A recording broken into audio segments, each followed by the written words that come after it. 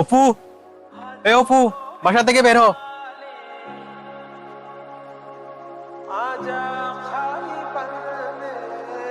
কিরে কি হয়েছে? সকাল সকালে তো চিল্লাফাল্লা করতেছিস কেন? তার আব্বু মাঠে কাজ করতে গিয়ে মাথা ঘুরে পড়ে গেছে।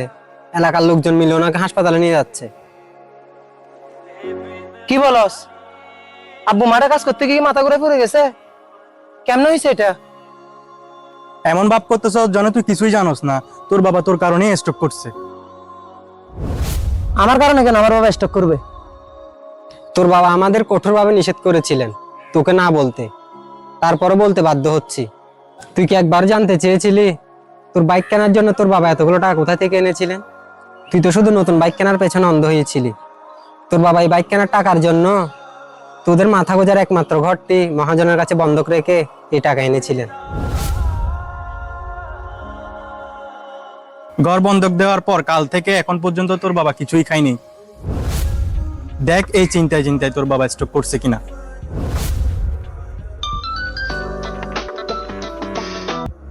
হ্যালো নাহিদ, অপুর বাবা তো আর বেঁচে নেই।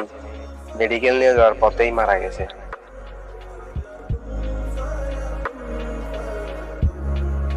কিরে তোর কে কল দিছে?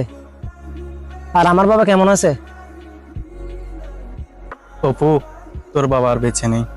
হাসপাতালে নেওয়ার পথে মারা গেছে। তুই কি বলস এটা?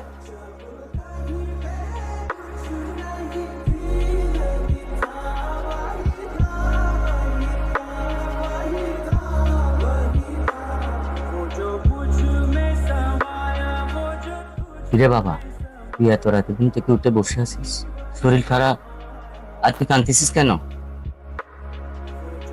না বাবা, কিছু হয়নি। আমি তোমাকে কালকে অনেক খারাপ কথা বলছি, তাই না? অনেক কষ্ট দিছি না? দূর পাগলা, সন্তান কি বাবাকে কষ্ট দিতে পারে? তুই তোর আগের মাথায় বলেছিলি, আমি কিছু মনে করিনি।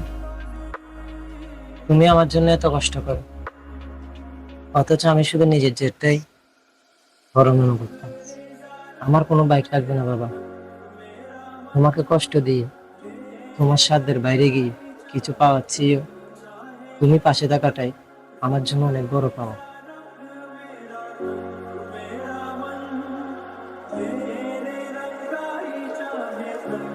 তুমি এই টাকা তোমার কাছে রাখো বাবা। আমি তোমাকে আর কখনোই এরকম কষ্টের মধ্যে ফেলবো না। কিরে বাবা, তুই আমাকে টাকাগুলো ফেরত দিচ্ছিস কেন? সকালে না বাইক কিনতে যাবি? আমাকে মাফ করে দিও বাবা। বন্ধুদের সামনে বাইক নিয়ে ভাব মারাচ্ছিও, তোমার মতো সৎ পরিশ্রমী একজন বাবা থাকাটাই সম্মানের।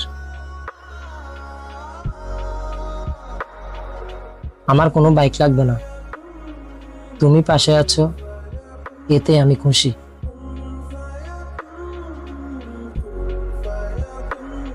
একটি খারাপ স্বপ্ন হয়তো মানুষের চোখ খুলে দিতে পারে, কিন্তু বাস্তবে বাবার ত্যাগের মর্যাদা দিতে যদি দেরি হয়ে যায়, তবে সেই আফসোস সারা জীবনও মুছে না। সন্তান যেন বেঁচে থাকতেই বাবার ভালোবাসার মূল্য দিতে শিখে। আজকের এই নাটকটি এখানেই শেষ করলাম। আর সামনে আপনারা কি ধরনের ভিডিও দেখতে চান তা অবশ্যই কমেন্ট বক্সে জানাবেন। ভালো থাকবেন সবাই, আল্লাহ হাফেজ।